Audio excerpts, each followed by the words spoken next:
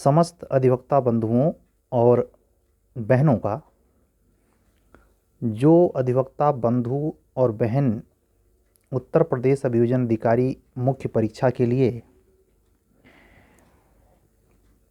प्रयत्नशील हैं, उनको बहुत सारी शुभकामनाओं के साथ ये सूचित करते हुए हर्ष हो रहा है कि उत्तर प्रदेश लोक सेवा आयोग ने आज की डेट में यानी 5 दिसंबर 2022 को शाम को पुष्टिकारक सूचना से ये संसूचित किया है कि आपकी परीक्षा 9-10 जनवरी को दोनों पालियों में संपन्न होगी। उत्तर प्रदेश लोक सेवा आयोग के वेबसाइट पर संबंधित सूचना उपलब्ध है।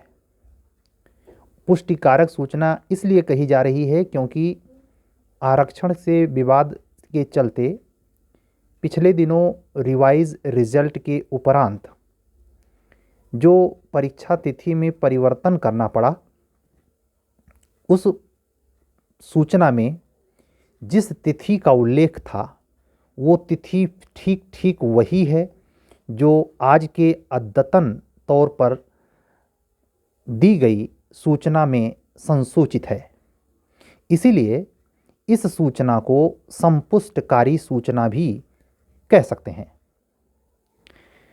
हर्ष का विषय ये है कि एक बार जब तैयारी का रिदम बन जाता है, किन्हीं कारणों से अगर वो टूट जाए तो अच्छे अच्छे तैयारी करने वाले गस खा जाते हैं और अंतिम रिजल्ट में या कम से कम मुख्य परीक्षा के संभावित महत्वपूर्ण उस रिजल्ट में जिसमें वो साक्षात्कार देने के लिए अहर घोषित होंगे, उससे वो इन्हीं अचानक घटे हुए घटनाक्रम के चलते, रिदम के टूटने के चलते अपने आवश्यक और अति संभावी परिणाम से वंचित हो जाते हैं।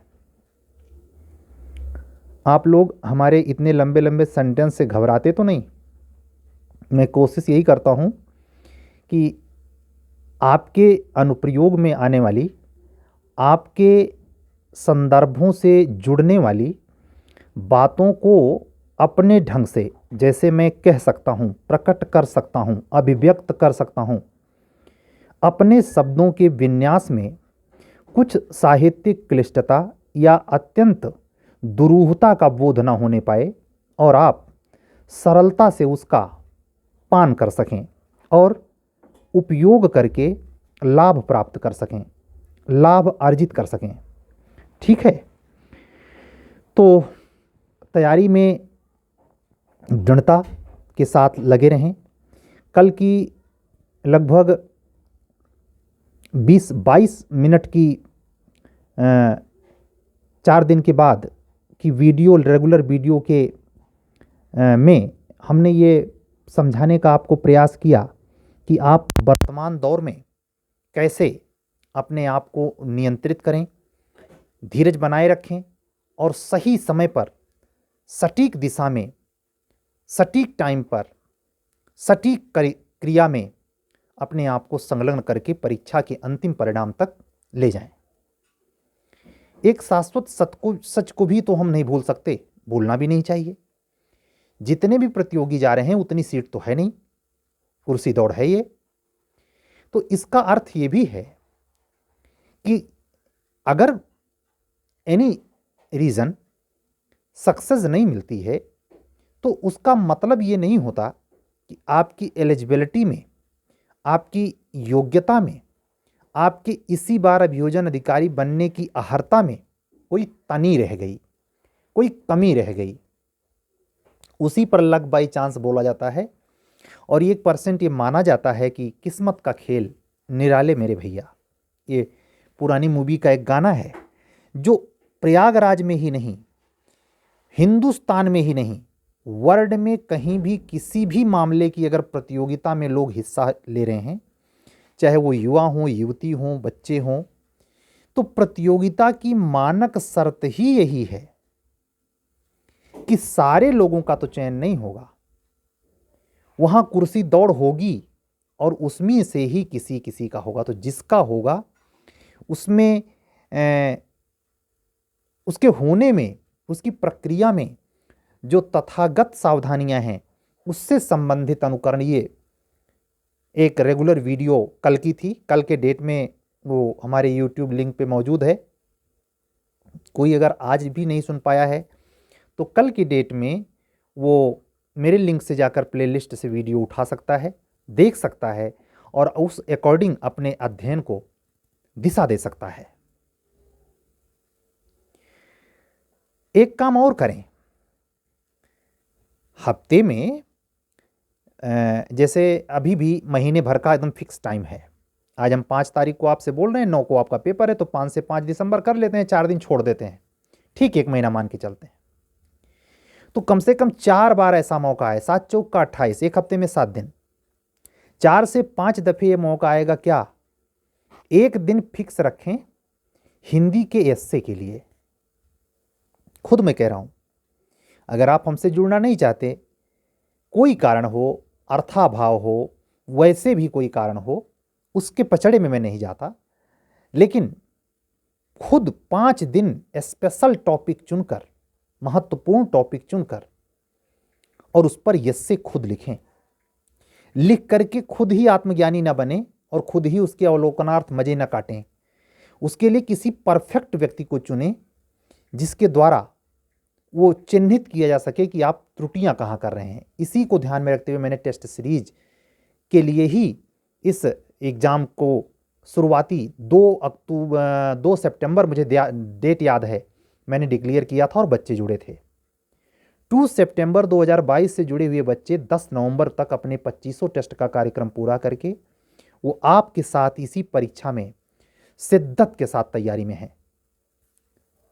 कंपटीशन में कौन क्या कर रहा है पता नहीं चलता, दिमाग के अंदर किसने कितना याद कर रखा है किसी को पता ना चलेगा।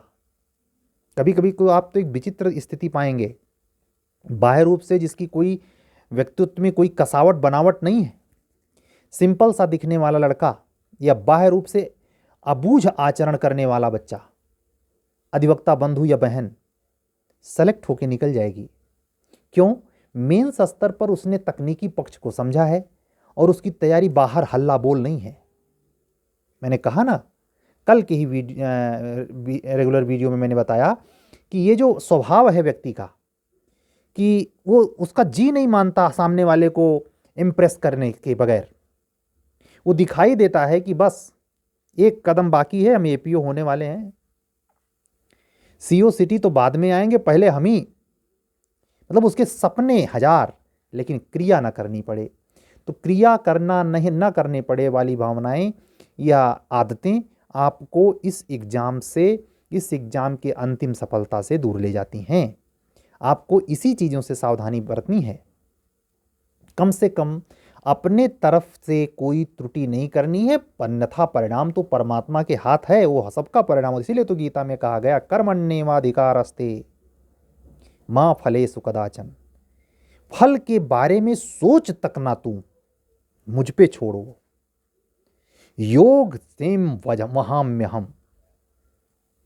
भगवान कहते हैं जो सब कुछ छोड़कर सर्वधर्मान परित्यज्य मामेकम शरणम ब्रज।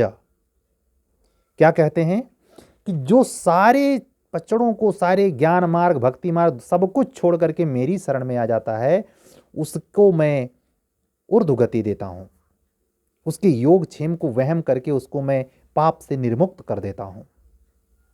तो जो परमात्मा इतना निगहबानी कर ही रहा है तो चिंता करने की क्या जरूरत है। हाँ, वही परमात्मा कह रहा है क्या, कर्मण्येवाधिकारस्ते, यानी कर्म पर तेरा अधिकार है। तो फिर अधिकार जब है तो कल वाले वीडियो की तरह धोनी की वो लाइन याद कीजिए कि मुझे बस ये मतलब था कि आज का 50-50 का मुकाबला चाहे न्यूजीलैंड से हो, चाहे बांग्लादेश से हो, चाहे श्रीलंका से हो, फर्क न पड़ता, आज हम क्रैक करेंगे। हमको याद ही नहीं कि फाइनल कब होगा।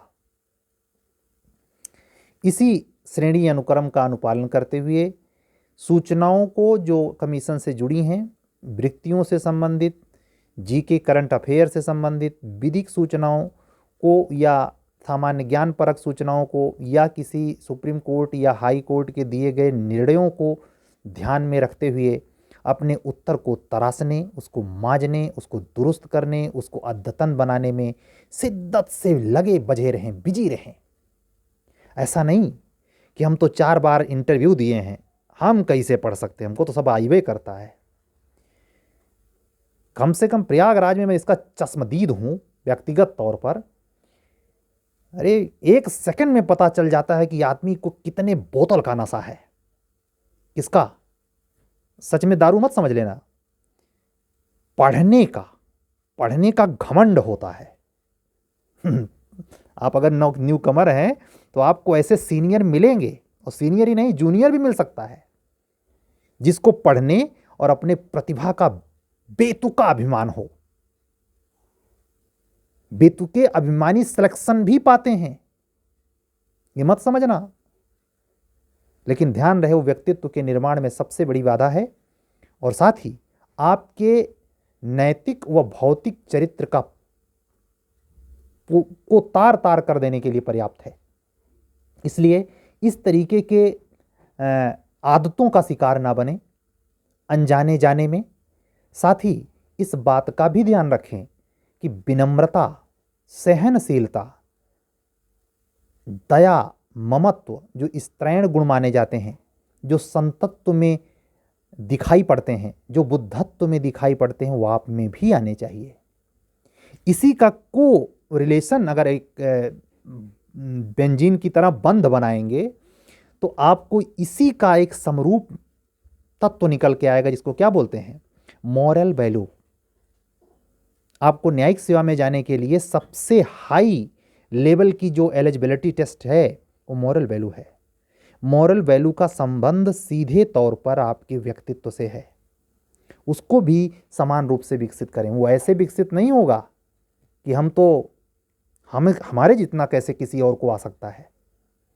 मैं विचित्र रूप से प्रयागराज में पिछले 10 साल में मैं कम से कम ऐसे 20 लोगों से ज़्यादा लोगों को जानता हूं जो उम्र के फासले में काफ़ी अंतर रखते हैं, यानी काफ़ी उम्र में छोटे हैं, लेकिन उनको ज्ञान का इतना भीषण अभिमान है कि तनिक भी एहसास नहीं होता कि सामने वाला भी कुछ अक्ल रख सकता है। वो अभिमान के नशे में इतना चूर हैं कि वो सामान्य जो व्यवहार में प्रकट किए जाने योग्य आचरण होते हैं उसको भी वो भूल जाते हैं। रावण के पास तो सोने की लंका थी भाई, दुर्योधन तो महलों में रहता हुआ युवराज था। वहां रीजन है। यहां क्या है? नौकरी हाथ में नहीं है, 10x10 के खूसट कमरे में किसी प्रकार जिंदगी कट रही है, उस पर ज्ञान का इतना प्रचंड नशा रसातल में डुबोने के लिए पर्याप्त है। लेटे हुए हनुमान जी काम ना आएंगे। ध्यान रखिए, माधव ने कहा है कर्मण्येवाधिकारस्ते। उसी अधिकार में आपको कब अनाधिकार तौर पर यह घुस जाता है कि आप कितना कोई नहीं जानता, आपको पता तक नहीं चलता। इससे बचना। मेरे प्रिय साथियों, हमसे जुड़े हुए सभी अधिवक्ता बंधुओं और बहनों से मेरी विनम्र अपील है, जितना सरल हो सकता है, जितना सहज हो सकता है, जितना विनम्र हुआ जा सकता है, होकर देखें। इंटरव्यू में ऑटोमेटिक नंबर आएगा। ये लगभग 15 मिनट का वीडियो फजूल की लफ्फेबाजी नहीं है, अनुप्रयोग की महती प्राकट्य रूपी प्रयोगशाला है। जिस अनुप्रयोग को अगर आपने सिद्धहस्तता के साथ अनुप्रयोग में लाया, अपनाया, एडॉप्ट किया, परिणाम स्वर्ण अक्षरों में लिखा जाएगा। जब आप अंतिम परिणाम में 69 सीट में उत्तर प्रदेश अभियोजन अधिकारी फाइनल परीक्षा 2022 में अभियोजन अधिकारी बनकर लौटेंगे, पताका फहराएगी आपकी। ठीक है, आज की बातें बस यहां तक। कल एक नए उत्प्रेरक और उत्साह से भर देने वाले वीडियो के साथ में फिर हाजिर होऊंगा। तब तक के लिए विदा दीजिए। अगर आप हमारे चैनल पर नए हैं तो हमारे चैनल को सब्सक्राइब कीजिए, लाइक कीजिए, कमेंट कीजिए और उसको औरों तक पहुंचाइए। शेयर भी कीजिए।